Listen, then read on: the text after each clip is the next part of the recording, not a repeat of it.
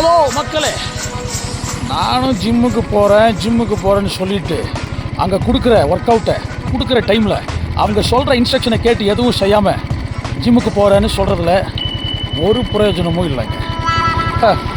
ஒருத்தர் சொல்கிறாரு, தமிழ்நாட்டினுடைய வளர்ச்சி, தமிழ்நாட்டினுடைய மேம்பாடு, இதற்காகத்தான் நாங்கள் இருக்கிறோம், இதுவே எங்கள் நோக்கம் என்று சொல்லி.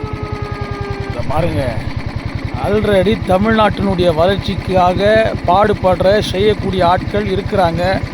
நல்லா தான் போயிட்டுருக்கு. இதில் சில பேர் புதுசாக வேறு. அதை விடுங்க. சரி, நாம் என்ன செய்யலாம்?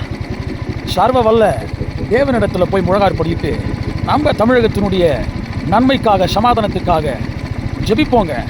ஒவ்வொரு செவ்வாய்க்கிழமை இரவும் 9:30 மணி முதல் 12:30 மணி வரைக்கும் கடலூர் மாவட்டத்தில் சில பேராக சேர்ந்து நாங்கள் ஜெபிக்கிறோம். நீங்களும் வாங்க.